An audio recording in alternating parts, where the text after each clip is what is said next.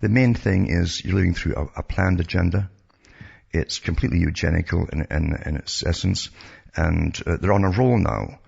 Don't get into the arguments even over climate change, for instance. What they give you is an agenda. Climate change is an excuse to bring in a big agenda. Global warming is a big excuse to bring in the agenda. As I've said many times before, the Club of Rome came out with this agenda. They were given the task by the United Nations. It's on their own website. And they've got their own book out on it too from the Club of Rome, to find a way to unite the world and to make the people go under authority, to take on an authoritarian type of world government.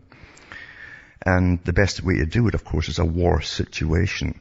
And they blamed man as being at war with the planet, you see.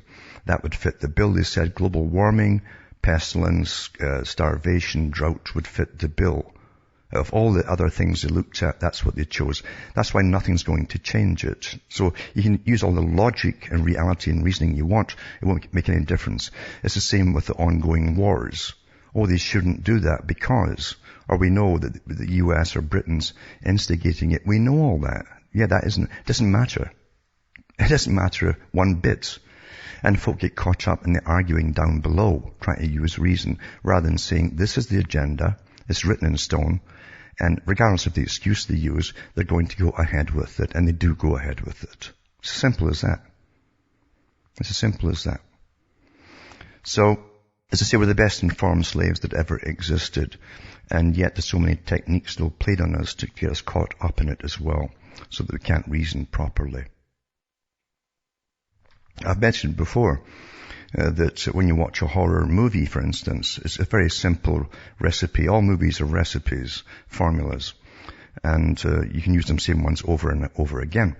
And with horror movies, you always identify with the people in it. The guy generally with the guy, at least it used to be in old days, and the girl with the woman, the heroine. And you see them, their lives are in danger, your blood pressure goes up, your pulse goes up, and you identify with the situation they're in. Even if it's a lousy movie, you'll watch it to the end because the primitive part of your brain is adapted to that, to look out for injury to yourself, for guarding your own life, flight or flight and all that. And so you can't turn your head away from it. So, in other words, it's the same technique is used for fear, and mainstream is full of fear. You see, keeps you on edge every day. You understand, total control always uses fear from governments. And to control people, especially when you're fleecing them as well, because you are in a system of a tiny minority of them and all the rest of you. Believe you, that's as simple as that. That's how they talk about themselves at the top.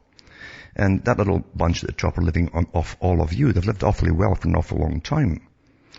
And the technique is to use fear, uncertainty for losing your home, your job, and all the rest of it.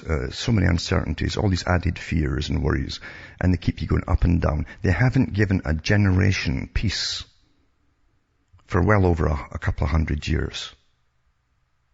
Not a single generation has had peace. And they don't intend to. And the reason for it being, if you're at peace for a while, you will begrudgingly move from the field that you're chewing in, the cud, when they try to get to move to another field with less grass in it and chew the cud. You'll be indignant, you see. So they keep you moving all the time. And even in their own books to do with warfare, manuals and so on, and writings by experts over the last couple 100 years, they've mentioned this fact. It's very difficult to start a population that are healthy and happy and content and self-sufficient. So you take away their self-sufficiency, and then you've got them on edge. Now they have to really worry every day. Do I have that job at the end of the week? Do I not have it? Do I have the house at the end of the week? Do I not have it? Can I pay the rent? Can I pay the mortgage? Whatever it happens to be. They've got you going up and down. And now they've got you with this global casino of the stock market where everything apart, we're told, we're supposed to believe everything's up on it, you see. And it's all run by experts that have crashed us many times, plundered us, you can't count how many times. And of course they're going to do it again and again and again. That's all. And then the eventual outcome of it will be austerity. It's all your fault. All of you were complicit in causing this to happen, because they always blame the victim. That's what the abuser does. Always. And the trick with this one is that we're trained to look at the perpetrators as experts to help us out of the mess that they claim that we've created. Isn't that wonderful? This is psychological warfare. It's a perfected science. Very old science. And you're taught in every generation that the system you're born into is normal. Because your parents probably didn't know it wasn't. Their indoctrination worked on them. Now, as I say, we're the most informed slaves that's ever existed. And of course the problem is, what do you do about it? And everyone's got all the different ideas of what you do about it. The one thing is, you can never say, we should do this, because never in history have the public all got together in any country and stood up collectively against anything. Doesn't happen. Hasn't happened. It won't happen. It's not human nature. Those who are doing better than others are the last ones to try it, because they'll think, well, I'm okay, Jack. That's how it works too. The ones at the bottom always get hit the first, and even they are chaotic even amongst themselves. So you'll never get the collective to stand up together and do the right thing on anything, actually. It just doesn't happen. Dzerzhinsky was one of the top guys for the Soviet system, and he said the same thing in his day, because they'd already done it on the Ukrainians, and the people in Russia had starved millions to death on purpose. And he says, what, will the people ever rebel against the Soviet system, the Bolshevik system? He says, no. He says, you can beat them. He says, you can starve them. He says, you can put their backs against a wall to shoot them. Will they turn round and fight? He says, no, they'll turn round and eat their dead. And now that's a sad statement, but it's awfully true. And government counts on that. All governments count, all tyrannies count on that. All of them. That's nature. So you have to find other ways around this, even for yourselves. And don't always say we, or all of us. Back with more after this break.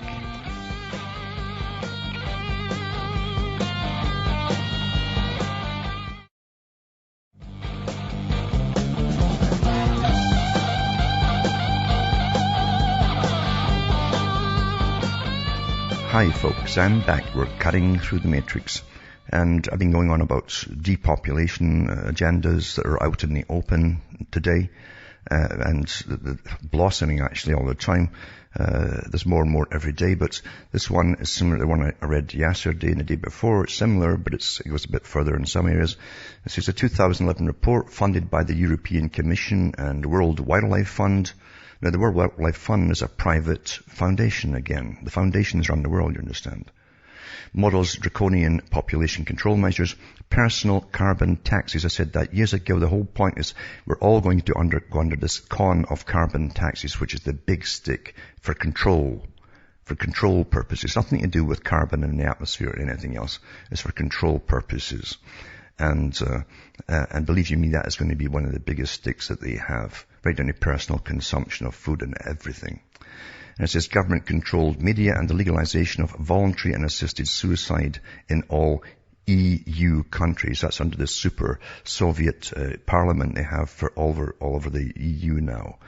And it says here, the EU-funded think tank project named the One Planet Economy Network produced a document in 2011 which received no attention at all in mainstream or alternative media outlets until now, that is. The documentary is titled Scenarios Towards a One Planet Economy in Europe, and I'll put the link up at cuttingthroughmatrix.com tonight. Consists of several scenarios or paths which the EU may follow to reach an envisioned one planet economy. One planet economy. You understand, I've said before, your countries are big businesses. Your bosses at the top see the country with all of the little businesses as one business. That's how they see it. And now it's one planet economy. Funded by the European Community's 7th Framework Programme. It sounds just like something out of the Soviet Union. And the World Wildlife Fund. The document meticulously follows an Agenda 21 type scenario. This is the agenda for the 21st century. Within the documents saturated with terms like sustainability and ecological footprint, the authors outlined 4 different paths towards what the group describes as a one-planet economy, as is slated at the very beginning of the report. It says there are 4 narratives that provide alternative, albeit not necessarily ideal, visions of the transition towards a one-planet economy in Europe by 2050. You're almost there right now. They present both an illustration of life in Europe in 2050 and the policy settings that are necessary to support the transition to this common end point under different assumptions about the future. And it says these 4 narratives are listed as number 1's clever and caring. Well, we know they've always been clever and caring, right?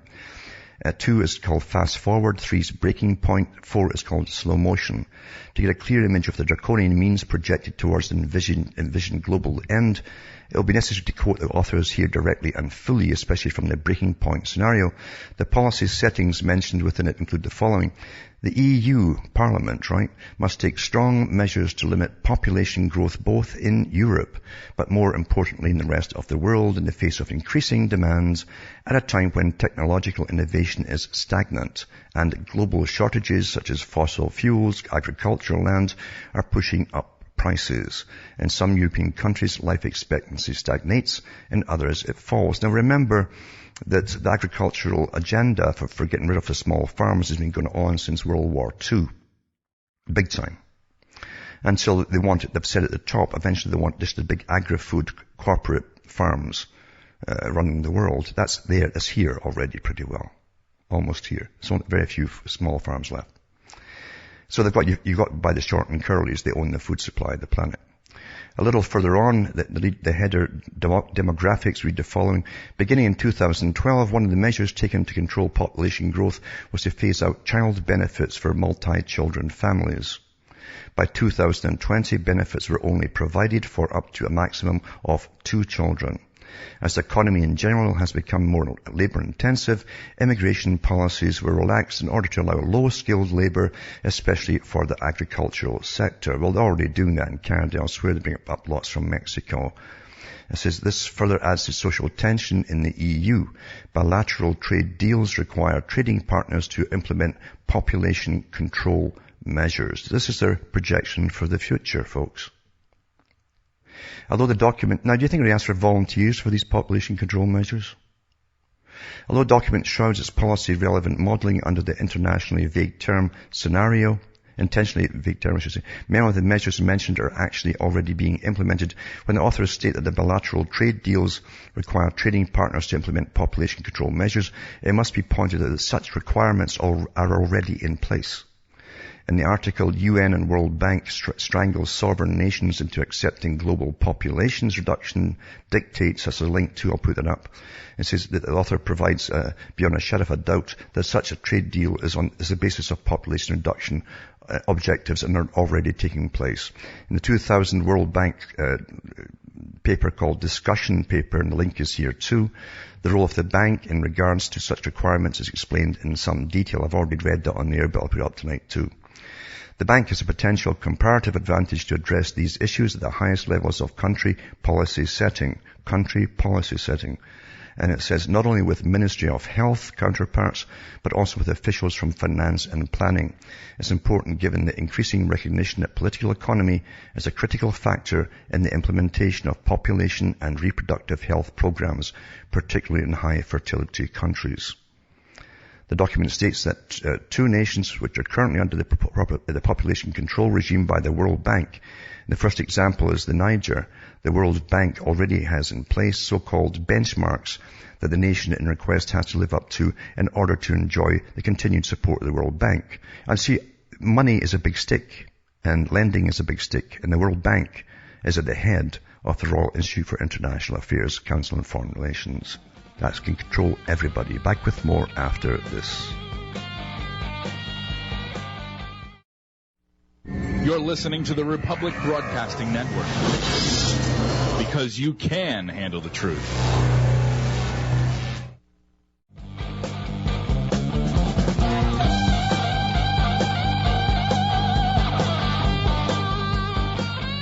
Hi folks, I'm back talking about depopulation. It's all over the mainstream.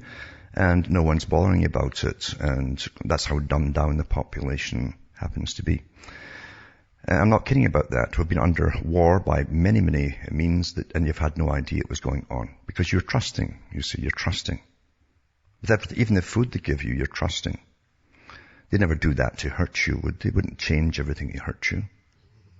Who would do that? You'd say, yes, I wouldn't do that. They wouldn't do that. That's how simple it is.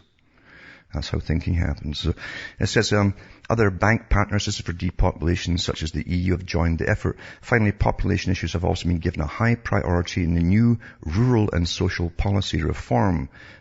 Lending credit is called. It's also called a development policy. Again, the 2011 document stresses that trade has been limited with countries with no population control measures. That's just like putting an embargo on them.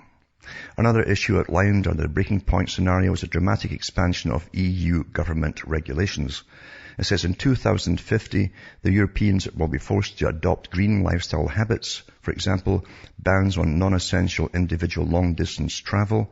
By this stage, the air travel has long been too expensive for the majority of people.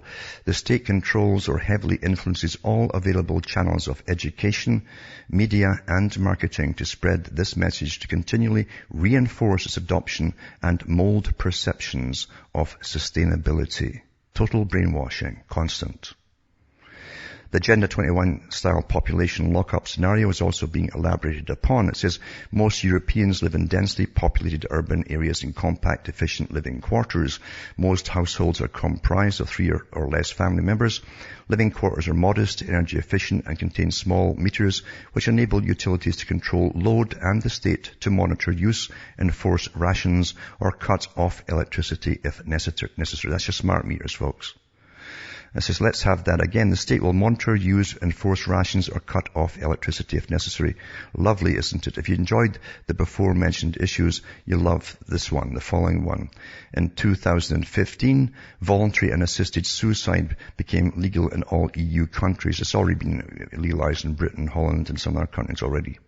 By 2020, most media outlets were tightly controlled by the government and used to try to manage behavior change, selling the cool to play with the limits, and green means growth messages. Quoting current European Commissioner for the Environment, Potocnik, who states that he attaches more importance to behavior-changing policies such as green taxes rather than reactive policies that punish polluters. I'm reminded by recent comments by this very same European Commissar in a speech posted on the European Commission's website, which I'll put up that link too.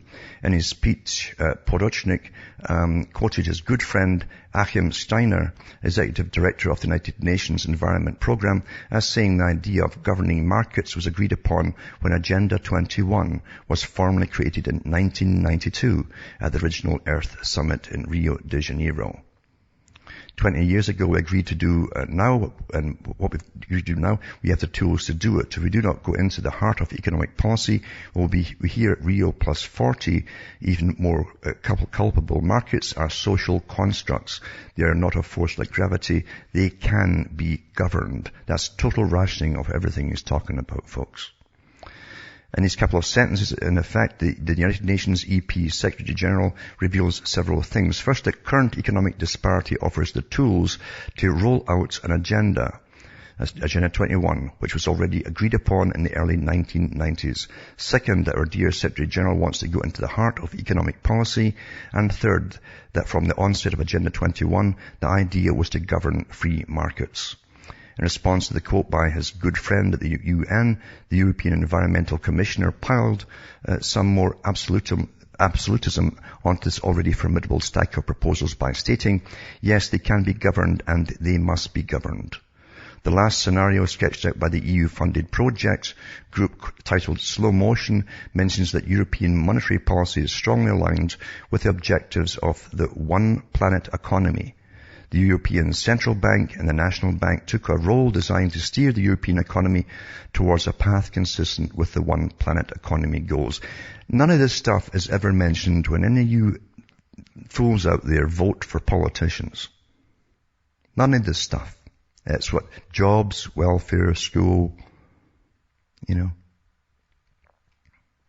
won't tell you about all this stuff. The last scenario sketched out by the EU-funded project group titled Slow Motion mentions that European monetary policy is strongly aligned with the objectives of the one planet economy, it says. And to go on about the one planet economy goals. The document lists many more things that aren't covered in the article, and is a challenge to readers to study the document, other documents by the environmental radicals who are now neat little technocrats creeping about in Brussels.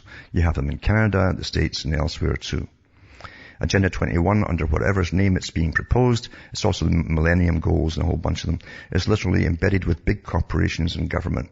For this reason, all their statements and publications breathe its inherent tyranny and may therefore be exposed. And remember that Quigley himself, who was all for this world system and who worked for the CFR as their personal historian, and he worked for the U.S. State Department. He trained all the big people who travel across the world and on the cultures, their histories of the cultures, everything, and even how to manipulate them. It was all for it. But he said this new system's a feudal system. But it's corporations, he says. Corporations and CEO leaders will be the new feudal overlords of the planet. I hope you understand this is all real. So this is real stuff. Years ago, too, I mentioned the fact that the big boys love to meet. In ancient times, you understand, they used to divert rivers and build artificial islands in the middle of the beds and then put their water back in, redivert it back in for their capitals. They loved this symbol down through the ages. They even traded Venice too by filling it in with logs and stones and all the rest of it. They loved this kind of thing. Now they're on Wall Street, it's almost an island where they are. But here's Blue Seed, floating Bilderberger cities where the elite control the masses. Blue Seed in a San Francisco startup corporation is a corporation that plans to launch a floating city 12 nautical miles off the coast of California. Blue Seed will revamp a cruise ship or barge to create the offshore city. It will sit in international waters and be a metropolis where foreign and American workers as businessmen can conduct business and theorize new corporations without the pesky need for American work visas. The sustainable design of the ship will allow for an environmentally friendly workplace. I mean, you can tell who's running it all. Only passports will be needed for businesses to work from the ship. Being situated in international waters means that no taxes will be collected or have to be paid by the corporations involved. Those living on the ship, working on the mainland will be given temporary or tourist visas through investors, partners, and collaborators. Sitting just across from the Silicon Valley, the floating city will allow entrepreneurs to do what they cannot do in the U.S. because of business restrictions. The ship will showcase all the luxuries of the elite, including pools, massage parlors, gyms, rock climbing walls, and indoor soccer fields, as well as trendy food and other aesthetics. Food and supplies will be provided by local merchants and corporations on the West Coast. It says employees can either use a ferry or a helicopter ride to and from Blue Seed to the mainland, with more than 250 corporations wanting to rent space. The cost of a standard cabin is estimated to be $1,600 per month. Startups in the US, India, the UK, Australia, Canada, and Spain are eager to be part of this endeavor. Founders of Blue Seed are Marty Max, the son of Cuban immigrants, and Dario Mutazza are gaining momentum in the corporate world for their idea. And it says Peter Thiel, founder of PayPal, is leading the financial research and supporting the seastead, a self-ruling city on the ocean. Both Max and Mutazza have worked for the Seasteading Institute, it's called. Libertarian activist, member of the Bilderberger Group and corporate titan, Peter Thiel, has contributed $1.25 million to the Floating City project. Political influence in the Libertarian Party ends up with Thiel, who was the biggest campaign contributor to Ron Paul, an influential collaborator who was in secret meetings with Rand Paul just before he publicly endorsed Mitt Romney, and in a private conference with Ron Paul 3 days prior to his announcement that he was ending his campaign for the U.S. president. Blue Seed is a concept for new sovereign nations built on oil rig type platforms anchored in international waters, free from regulations of laws and moral suasion of any landlocked country. They'll be small city-states at first, although the aim is to have tens of millions of seasteading residents by 2050. Other members of the libertarian movements are in full support of Thiel. It says the fake revolution established by the ideals cry an anti-government sentiment for the ignorant masses while also promoting their self-proclaimed rise to power. Just as any political party controlled by the global elite, libertarians, have escaped comparison to their socialist peers, the Democrats and Republicans. Well, believe you me, it's going to be all of them in on this big deal because they can get a lot done and a lot of cash swapped if it's just off in international waters, and they won't be liable to pay anything to anybody, any nation. So that's already underway. And they'll have them all over the world eventually, I'm sure. Now, for all those who haven't got Agenda 21 yet and what's all about, it's all about controlling all of you. And for the rural folk, it's all about taxing you out of existence into the big slum dwellings of the inner cities. That's where you're going to have to go. That's all being planned out for you folks. And all they have to do is double or triple your property tax and out the door you go, maybe even without your house if you can't pay it, because they love to steal houses in this democracy. But it says, U.S. researchers map carbon emissions at the street level. This is the big stick.